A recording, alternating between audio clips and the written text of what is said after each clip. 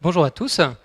Nous sommes ensemble pour 45 minutes pour parler un petit peu des systèmes constructifs et en particulier des solutions techniques qui permettent de faire des logements BBC et aussi répondre à la RT 2012. Donc on va faire un zoom sur le logement collectif et puis bien entendu les solutions béton puisque c'est l'entreprise Lafarge qui vous présente cette conférence. Alors l'enjeu, l'actualité, je pense que vous en avez entendu pas mal parler depuis ce matin, c'est la réglementation thermique 2012. Donc je vais être assez rapide là-dessus pour rentrer un peu plus dans le détail après. Mais rappeler un petit peu les exigences clés qui sont en train de se préparer. Donc en gros, le calendrier, c'est 1er janvier 2013, avec une nouvelle réglementation thermique qui va demander une nette amélioration dans les performances de l'enveloppe, les performances du bâti. Et c'est là où Lafarge a pas mal de solutions à proposer. Et une augmentation aussi de la performance pour la consommation des bâtiments qui vont devoir descendre en dessous du fameux seuil des 50 kWh par mètre carré et par an. Alors ça, c'est les grandes idées, les grandes lignes, celles dont on entend le plus parler. Et il y a un certain nombre d'autres mesures qui vont être imposées avec la RT 2012. Les obligations de moyens, en particulier sur la question des ponts thermiques. Donc on parlera un petit peu, on fera un petit zoom là-dessus. Une nouvelle exigence de traitement des ponts thermiques avec un coefficient qu'il faudra traiter et redescendre en dessous de 0,6. Donc c'est des chiffres un peu pointus, mais on verra que ça a un impact très fort sur le choix des solutions constructives. Donc c'est important d'avoir des solutions à disposition.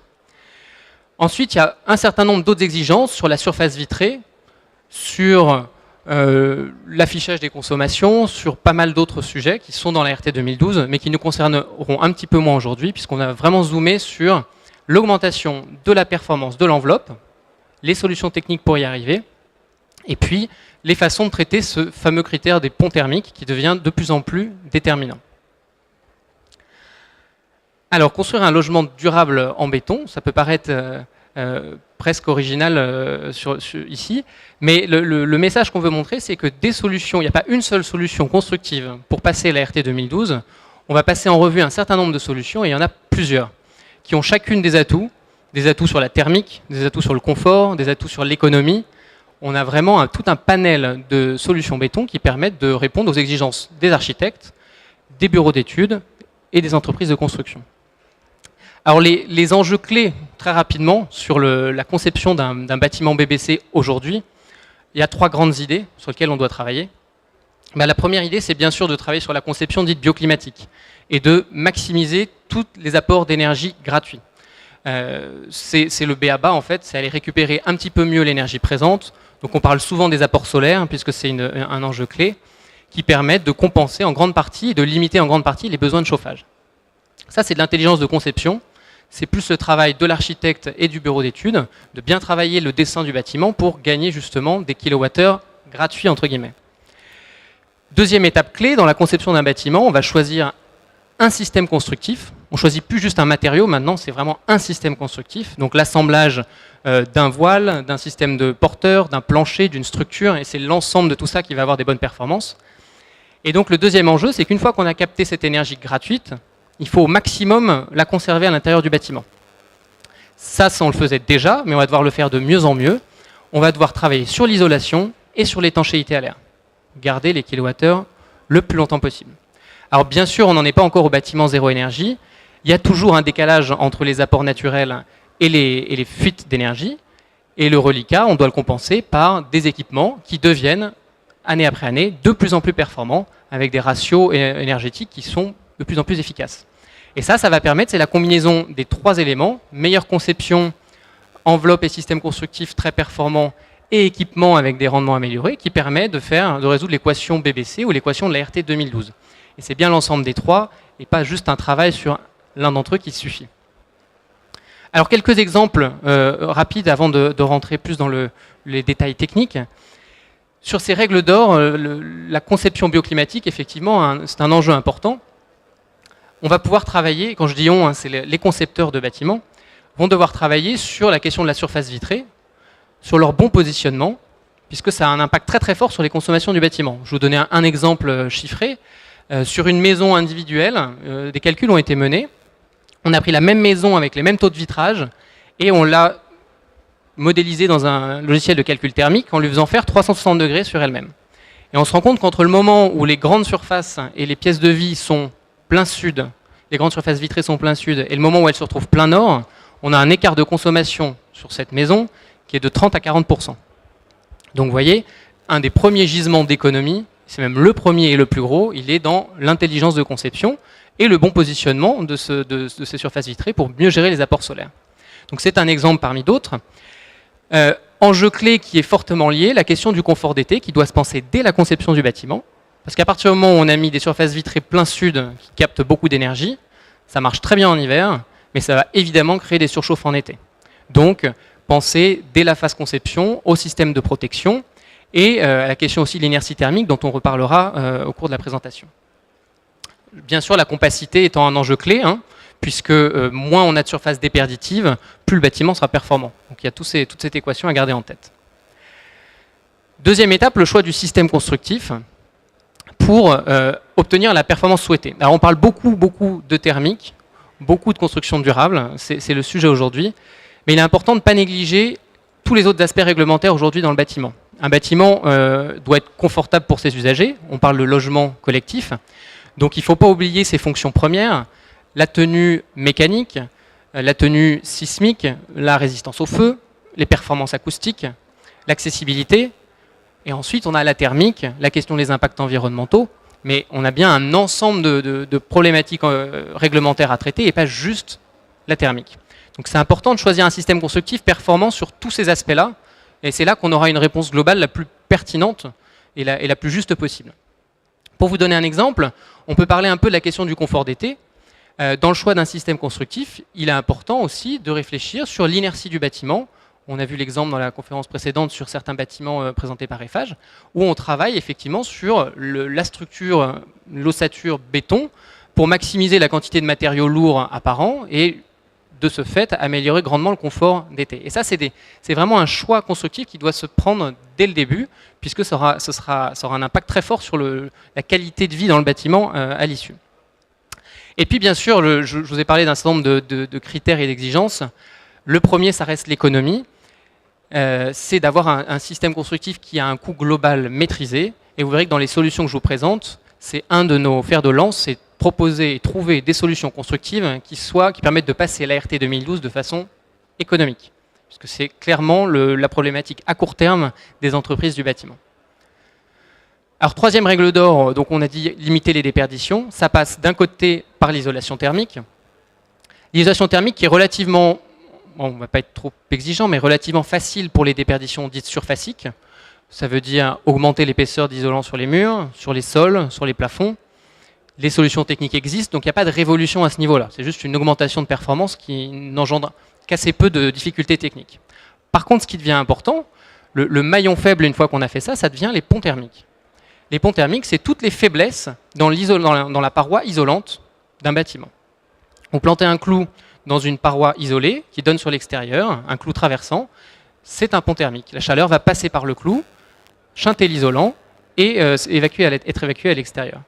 Et donc ces petits points faibles deviennent en réalité les éléments dimensionnants dans un bâtiment dit de 2012 et a fortiori de 2020. Alors en pratique, des ponts thermiques, il y en a beaucoup dans un bâtiment. Dans le cas du logement collectif, et on peut multiplier les exemples, le plus connu, c'est aujourd'hui la question du traitement des ponts thermiques de planchers intermédiaires. On verra sur un schéma après. Le fait d'avoir des voiles porteurs en béton et des dalles en béton, ce qui est le système constructif le plus usité, près de 75% des bâtiments qui sont comme ça, malheureusement, en isolant par l'intérieur, on a un pont thermique à chaque liaison entre le plancher et la façade. Ce pont thermique, il n'est plus compatible avec les exigences de la RT 2012. Donc on voit bien entre un garde-fou qui a été mis dans la RT, un impact indirect sur des solutions constructives qu'on voit tous les jours sur les chantiers. Alors celui-là, il est bien connu, mais il y en a d'autres. Les liaisons refend-façade sont aussi à traiter. La question des balcons, c'est un point sensible pour les ponts thermiques. Les menuiseries, les jonctions avec le plafond, les jonctions avec le plancher, quand on les cumule, il y a beaucoup de ponts thermiques à traiter dans le bâtiment. Et c'est là-dessus qu'il faut trouver des solutions, parce que les ponts thermiques, on les retrouve où? On les trouve au croisement de la structure et de l'isolation. C'est les deux meilleurs ennemis du monde. Et c'est là justement que le gros œuvre et les solutions béton doivent proposer des solutions qui permettent de traiter ces ponts thermiques. Alors comment ça fonctionne dans un bâtiment aujourd'hui pour l'isoler? Il y a deux grandes techniques d'isolation, si on parle des plus usitées, hein, et on peut trouver d'autres solutions. Donc la plus connue, c'est celle-là, c'est celle qu'on connaît en France depuis un certain nombre d'années, c'est l'isolation thermique par l'intérieur, aussi connue sous le nom d'ITI pour les experts. Donc l'idée, c'est qu'on crée une boîte isolante dans la boîte structurelle. C'est un parti pris. On voit bien que ça fonctionne bien pour les logements en haut, bien en bas, mais par contre qu'on a un point sensible à traiter à chaque plancher intermédiaire. Vous avez la continuité entre votre dalle et votre voile de façade qui va générer un pont thermique. Sa valeur, elle est de 0,9, entre 0,9 et 1. Et aujourd'hui, je vous avais dit, la valeur limite, c'est 0,6. Donc, c'est pas satisfaisant vis-à-vis de la RT 2012. Alors, autre stratégie d'isolation qui s'est développée, l'ITE, isolation thermique par l'extérieur. Je crée une boîte isolante autour de la boîte structurelle. Cette fois-ci, on voit bien que ça fonctionne parfaitement pour tous les planchers intermédiaires, pour les refends, puisqu'on a un isolant qui est continu. A l'inverse, on a des détails différents à traiter, puisque c'est plus la question de l'acrotère et de l'isolation des parties basses qui devient un traitement à regarder de plus près. Donc chaque solution en fait, technique d'isolation présente des avantages et des inconvénients. Et puis une petite nouveauté, le Thermedia. Le Thermedia, c'est un béton isolant, dit isolant, qui améliore en fait de 3 fois ses performances par rapport à un béton traditionnel. Et c'est en fait un mix, puisque c'est en fait, on a un système constructif où on continue d'isoler par l'intérieur, mais on met uniquement sur le voile de façade ce fameux béton Thermedia. Alors, ce béton ne va pas améliorer la performance de l'enveloppe, il ne va pas augmenter le R du mur, ce n'est pas son objectif. Son objectif, en fait, c'est de servir de pansement pour traiter tous les ponts thermiques. Ces performances, le voile de béton qui va passer au nez de chaque dalle, de chaque refend, en fait, va ralentir le flux thermique et va permettre de limiter les fuites de chaleur et les rendre compatibles avec la RT 2012. Donc voilà, ça c'est un exemple d'innovation produit, mais qui répond à une problématique réglementaire et une problématique qui est liée au système constructif. Donc c'est un système un peu mixte, où on a un béton différent en façade qui isole un petit peu plus, et une isolation par l'intérieur. C'est les 3 principales solutions aujourd'hui, les 3 stratégies d'isolation qui permettent d'arriver, les plus répandues, pour arriver à l'objectif de performance RT 2012. Alors 4e règle d'or, donc on travaille sur l'isolation, on travaille aussi sur l'étanchéité à l'air. Et là, ça c'est un enjeu plus de chantier, c'est réussir à descendre ce fameux seuil. On a aussi une limite à atteindre, donc dans le logement collectif, c'est 1 mètre cube par mètre carré et par heure. Et là, l'enjeu, c'est d'avoir le plus de continuité possible dans la façade et d'avoir le moins de fuites. Et il y a un test qui vient sanctionner le résultat en fin de chantier. Donc là, on a un vrai enjeu de mise en œuvre et surtout un vrai enjeu dans l'utilisation de solutions connues et maîtrisées par les entreprises du bâtiment. Plus on va dans des solutions qu'ils ne maîtrisent pas, plus on a de mauvaises surprises en général sur l'étanchéité à l'air. Donc ça se traduit par 2 choses, hein. C'est une exigence sur le choix de certains produits, typiquement les menuiseries, les produits qui permettent de faire tout ce qui est réseau, sont des points faibles en termes d'étanchéité à l'air. Les industriels concernés ont développé des solutions plus performantes qui permettent d'atteindre un niveau de performance satisfaisant. Et puis c'est un enjeu de méthode chantier, de travaux, sur des guides techniques avec des détails bien précis sur des joints à positionner au niveau des menuiseries, sur les jonctions plancher-façade, sur tout un tas d'endroits particuliers à traiter qui permettent d'avoir une bonne étanchéité à l'air. Et là, un des avantages des solutions béton qu'on peut connaître traditionnellement en façade, le fameux béton banché, donc on coule en voile, bah c'est typiquement sa continuité qui garantit une bonne étanchéité à l'air. Donc on a une piste intéressante qui permet de limiter entre guillemets les risques sur la question de l'étanchéité à l'air. Donc une fois qu'on a respecté ces 4 règles d'or, on a fait déjà une bonne partie du travail. Il faut ensuite travailler sur les équipements. Et là, c'est finalement ce qui permet de transformer l'essai. On va mettre des systèmes de chauffage un peu plus performants. Je vous ai mis quelques exemples, hein. Des chaudières à gaz, alors individuelles ou collectives à condensation, des pompes à chaleur, des systèmes d'eau chaude solaire thermique, tout un tas de solutions qui sont en train de se développer, des ventilations qui passent du simple au double flux. Donc il y a vraiment une grande variété de solutions techniques disponibles. Et il faut choisir des solutions un peu plus performantes pour atteindre le bon critère et avoir le C, la consommation finale, qui soit la bonne. Ça, c'est un petit zoom sur justement l'étanchéité à l'air. Vous avez quelques exemples de fuites connues.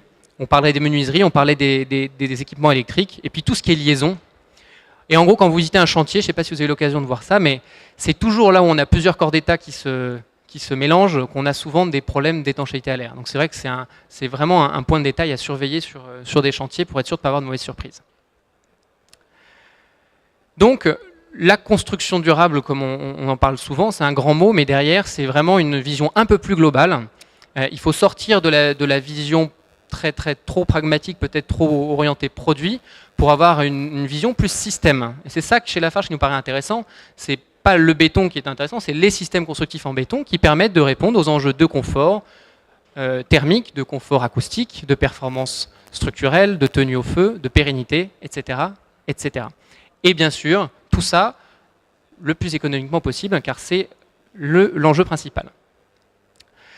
Alors, ce travail, ça c'était un petit peu le constat sur les changements dans la conception d'un bâtiment. Ensuite, on s'est attelé à essayer d'identifier tous les systèmes constructifs en béton pour l'enveloppe. Je dis tous, c'était tous il y a l'année dernière, on pourrait encore en rajouter, et il y en aura bientôt de nouveaux. Tous les systèmes constructifs en béton qui sont compatibles avec la RT 2012. On se rend compte que ça dépend aussi du cahier des charges du bâtiment. La solution d'enveloppe est fortement liée à la charge du bâtiment, donc en fait à sa hauteur. On a identifié jusqu'à présent 8 solutions techniques, 8 systèmes constructifs, permettant de construire depuis le petit collectif, donc qui fait 3 étages, jusqu'au bâtiment grande hauteur. Dedans, on va les passer en revue. On a des solutions maçonnées, traditionnelles, on a des solutions un petit peu plus innovantes, avec des performances thermiques améliorées, des solutions préfabriquées, des solutions coulées en place. Il y a beaucoup de variétés dans les systèmes constructifs. Alors, ces 8 systèmes, on va les passer en revue un par un rapidement pour essayer de voir un peu leurs performances, leurs atouts et leur positionnement. Alors le premier, peut-être le plus connu, celui qui n'a peut-être pas la meilleure image, c'est la solution d'enveloppe en bloc béton isolé par l'intérieur. C'est un système très développé dans la maison individuelle, qu'on retrouvait aussi beaucoup dans le petit collectif, et qui effectivement pêchait un petit peu par ses performances thermiques. Celles-ci ont pu être améliorées, puisque bien entendu dans ce cas-là, c'est une stratégie où la performance en termes d'isolation est apportée par l'isolant même, et le mur a uniquement un rôle structurel. C'est une stratégie qui se tient et qui permet d'avoir des performances économiques très intéressantes. Comment ça se passe dans le détail pour respecter toutes les réglementations qu'on rencontre? On a une enveloppe que l'on fait en bloc béton, maçonné, la solution la plus maîtrisée par les entreprises de maçonnerie. Et pour le système plancher, on voit bien qu'il y a un détail à traiter, puisqu'il faut, encore une fois, arriver à baisser le pont thermique, puisqu'un plancher béton traditionnel sur du bloc béton, ça passe pas. La solution, c'est d'utiliser ce qu'on appelle des correcteurs ou des rupteurs de pont thermique, spécialement adaptés à ce type de plancher. Donc là, on a un plancher poutrelle ourdi béton, solution qu'on peut retrouver dans le petit collectif. Et en fait, on va avoir tout au pourtour du plancher des pièces en polystyrène, donc isolantes, qui vont limiter et réduire l'épaisseur de la dalle béton, la dalle de compression, et sa jonction avec la façade. En limitant en fait l'épaisseur de la dalle, on limite le flux thermique, donc on réduit le pont thermique. Mais ce n'est pas suffisant, puisqu'on est dans le logement collectif, donc il y a d'autres réglementations qui viennent s'ajouter, et en particulier la question de la tenue au feu. Donc on ne peut pas mettre n'importe quel rupteur en polystyrène, il faut bien faire attention, ce système-là fonctionne avec des correcteurs ou rupteurs en polystyrène qui ont une tenue au feu de 30 minutes pour s'assurer que les planchers tiennent conformément à la réglementation. Donc vous voyez, il faut bien prendre à la fois l'aspect thermique, l'aspect feu et l'aspect acoustique qui peut jouer un rôle important, de façon à identifier la solution qui va bien, la solution plancher qui fonctionne avec cette façade en bloc béton. Alors les atouts de ce système, alors quelques chiffres pour les performances. La cible, je vous la rappelle toujours, c'est 0,6. Avec un correcteur ou avec un rupteur, on va tourner entre 0,35 et 0,45. Donc on passe la RT 2012, le critère est validé. Quels atouts pour la solution bloc béton? C'est la plus connue et la main-d'œuvre la plus répandue.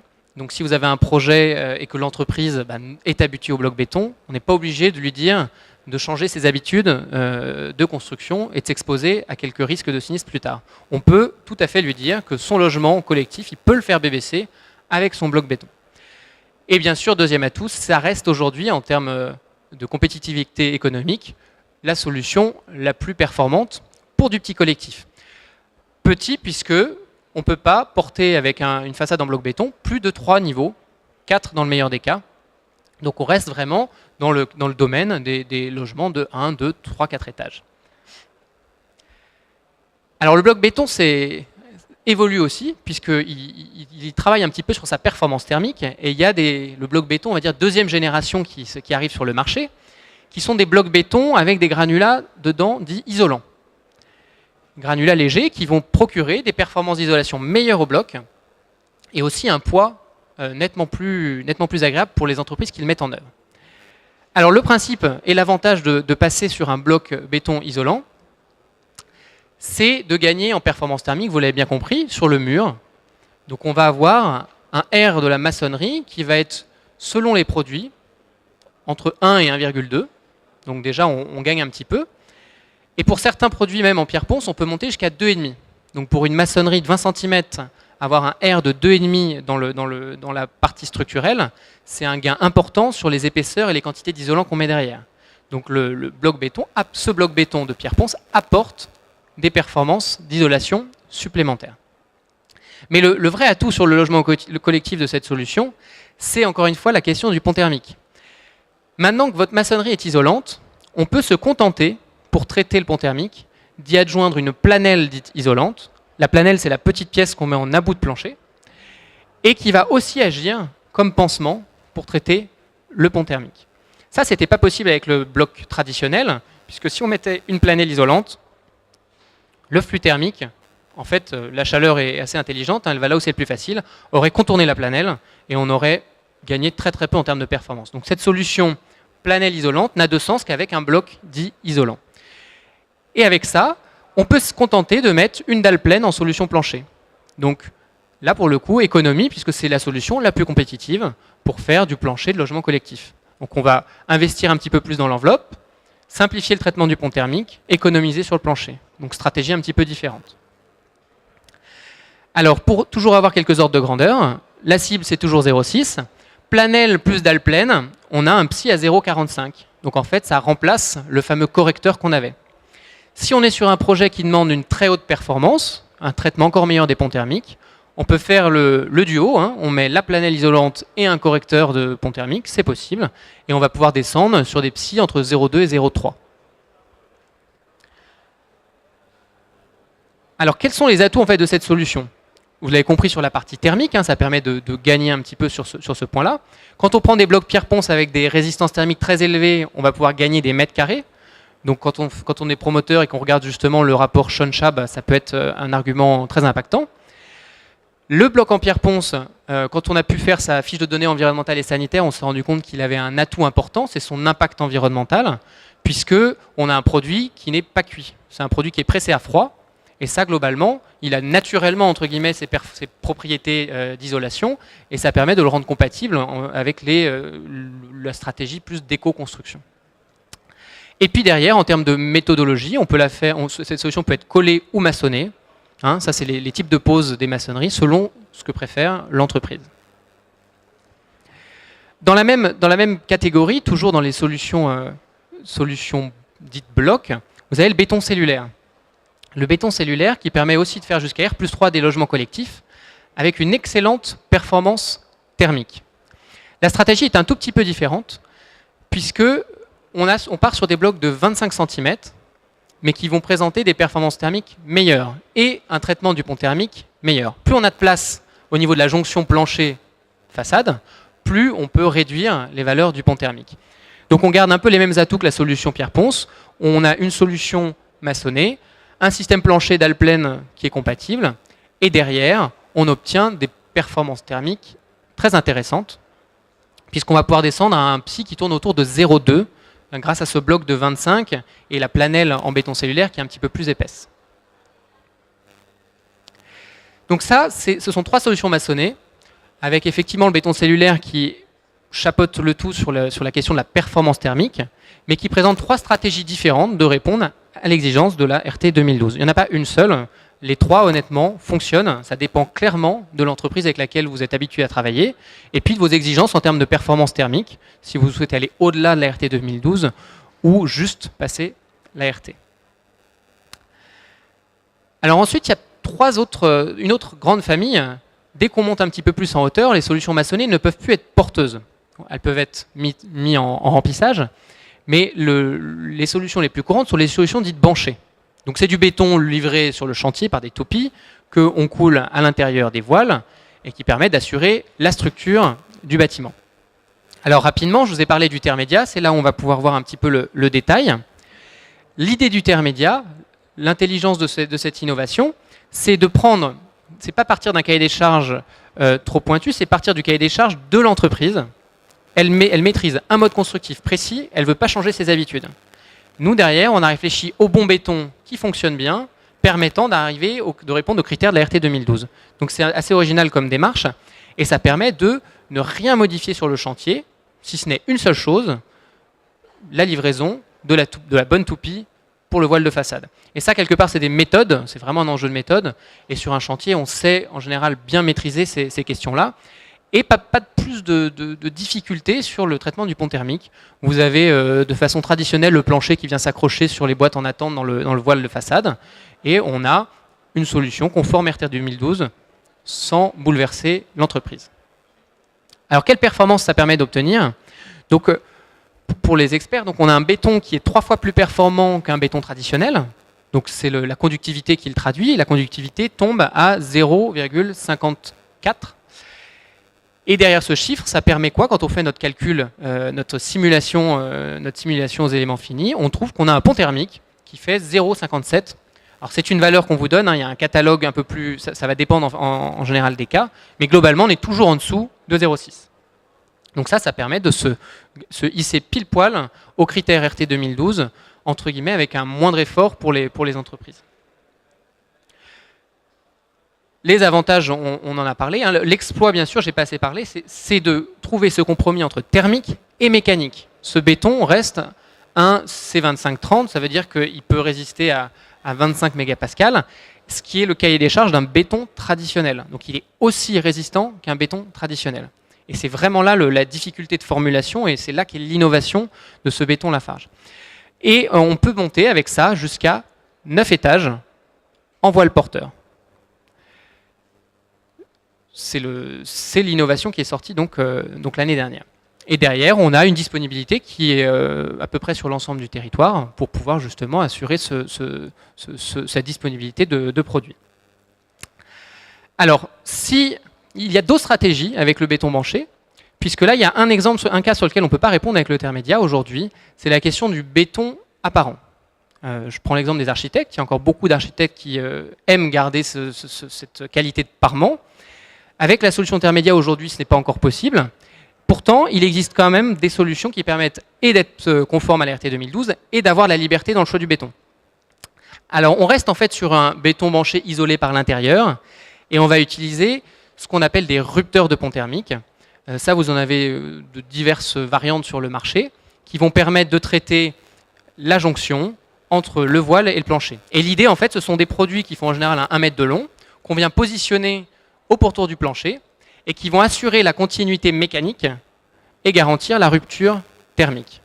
Et ces pièces-là sont très importantes puisqu'elles doivent résister, enfin, être conformes aux exigences de feu et bien sûr aux exigences mécaniques inhérentes au fait de devoir tenir la façade. Donc ce sont des pièces sensibles, il y en a un certain nombre qui sont développés sur le marché. Nous travaillons d'ailleurs sur un rupteur qui utilise un de nos bétons très performants qui s'appelle le Ductal, un produit qui justement, parmi d'autres, permettra d'avoir cette continuité structurelle forte et la rupture thermique. Et derrière, on peut mettre le béton qu'on veut. On veut un béton matricé, on veut un béton blanc, on veut tout ce qu'on veut, c'est possible. Il suffit juste d'avoir le bon rupteur de pont thermique derrière et on garde l'isolant côté intérieur avec les qualités et les avantages d'avoir une façade minérale. Les ponts thermiques sont traités à hauteur de 0,3, passe de 0,6 à 0,3.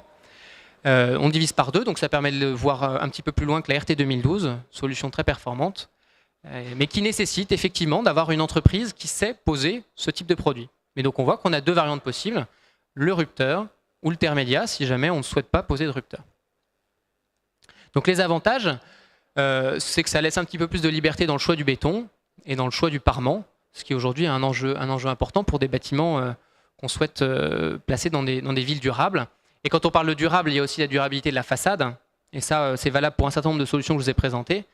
Garder le minéral à l'extérieur a un certain nombre d'avantages en termes de pérennité de la façade. Au-delà des considérations thermiques dont on a pu discuter, c'est vrai que ça permet de réduire grandement les coûts d'entretien des façades. Et c'est ce qui explique aussi en grande partie le fort développement en France de l'isolation thermique par l'intérieur.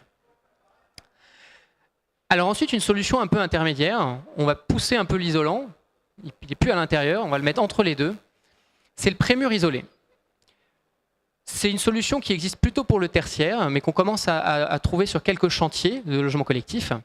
Et la stratégie, c'est une solution qui est mixte entre de la préfabrication et le coulé en place. Alors la stratégie est très simple, vous avez votre projet, vous envoyez les plans à un préfabricant, ce sont des usines assez pointues et qui vont en fait réaliser des panneaux entiers avec une peau extérieure en béton, pareil, matricée, la couleur qu'on souhaite pour le projet, une épaisseur d'isolant côté extérieur, un vide et une peau de béton intérieure. Donc on a en fait un panneau il n'y a plus qu'à le remplir entre guillemets et qui va permettre d'avoir une peau minérale à l'extérieur, un traitement parfait des ponts thermiques puisque vous allez avoir la continuité de l'isolant. Chaque fois que vous empilez vos panneaux, vous avez toujours la continuité de l'isolant, donc très bon traitement des ponts thermiques. Et puis sur chantier, une fois qu'on a posé les panneaux, on vient couler le béton à l'intérieur. Et là, on réalise le clavetage entre le plancher et le mur et toute la partie structurelle qui se retrouve à l'intérieur. Donc c'est une solution assez innovante, assez pointue techniquement, qui se développe un petit peu, qui aujourd'hui est un petit peu plus coûteuse, mais qui permet d'arriver souvent à des performances meilleures. Il y a pas mal de bâtiments passifs qui ont été faits en prémur isolé en France. Donc les atouts, vous l'avez vu, hein, c'est des performances thermiques de pointe. On a plus de ponts thermiques, ou très peu, nettement moins en tout cas. Une très bonne étanchéité à l'air, hein, puisqu'on a le béton de clavetage qui va assurer cette qualité-là. Et puis de la liberté sur la qualité et l'esthétique du béton au niveau de la peau extérieure. Alors si on continue à pousser encore l'isolant un peu plus loin, on arrive à l'isolation thermique par l'extérieur. C'est la solution aujourd'hui qui est la plus répandue. Si vous regardez un petit peu les chantiers BBC qui sortent, c'est très très courant d'isoler par l'extérieur. Cette solution est pertinente, on va prendre le petit schéma, pour justement sa performance thermique en termes de traitement au niveau des planchers intermédiaires et des refends. D'après le petit schéma que je vous ai montré au début sur les stratégies d'isolation, vous comprendrez rapidement que l'intérêt d'une solution d'isolation par l'extérieur est d'autant plus grand que la hauteur du bâtiment est élevée. Hein, puisque son point fort, c'est de traiter les planchers intermédiaires, son point faible, c'est le plancher bas et le plancher haut. Donc plus on a de planchers intermédiaires, plus ça devient logique. Sur des petits bâtiments, nos calculs économiques, alors la solution techniquement marche, mais nos calculs économiques jusqu'à 3 étages montrent que ce n'est pas forcément pertinent. Ça marche thermiquement, on peut faire des bâtiments très performants, mais le rapport entre guillemets qualité-prix est aujourd'hui pas à l'avantage de cette solution sur des petites hauteurs. Donc après, c'est la raison qui l'emporte. Cette solution, on la voit plus pertinente sur des bâtiments à partir de 4 ou 5 étages. Et là, l'avantage, on a une bonne quantité de l'isolant et on va pouvoir avoir justement une performance thermique élevée sans trop de soucis. Les solutions plancher compatibles, c'est à peu près celles qu'on veut, hein, puisqu'on a un mode constructif assez traditionnel. Dans un deuxième temps, on vient rajouter l'isolant côté extérieur. Là, je vous ai mis le pont thermique, mais il est quasi nul. Hein, quand on est en isolation par l'extérieur, on tombe à 0,07 dans les valeurs réglementaires. Pour le plancher, je dis bien intermédiaire. Un des autres avantages qu'on peut évoquer pour cette solution, au-delà de la performance thermique sur grande hauteur, c'est la question du confort d'été et de l'inertie. Je vous ai donné un petit mot sur l'inertie thermique. On a pu faire des calculs de simulation thermique dynamique pour se rendre compte un petit peu de l'impact de la quantité de matière, quantité de béton dans le bâtiment et son accessibilité, c'est-à-dire son contact avec l'air ambiant, sur le confort d'été. On se rend compte qu'il y a un lien très fort entre les degrés gagnés, économisés on va dire, sur les températures maximales et le nombre de mètres carrés de béton apparent dans un bâtiment. Et pour vous donner juste quelques chiffres, si vous avez des projets en cours, on se rend compte que 50% de l'inertie d'un bâtiment elle est apportée par les planchers, 30 à 35% par les refends en béton et les 15% restants par la façade. Donc quand on est en isolation par l'extérieur, on va gagner un surplus de 15% d'inertie thermique dans le bâtiment. Et le principe, c'est simple, hein, c'est plus on a de matériaux lourds et à forte inertie à l'intérieur, quand l'air va s'échauffer, système de ventilation nocturne pour évacuer ces chaleurs la nuit, on va pouvoir avoir des cycles vertueux et chaque jour avoir une température intérieure plus confortable. Ça, on l'expérimente tous sur des bâtiments anciens, à forte inertie, qui ont un confort d'été irréprochable.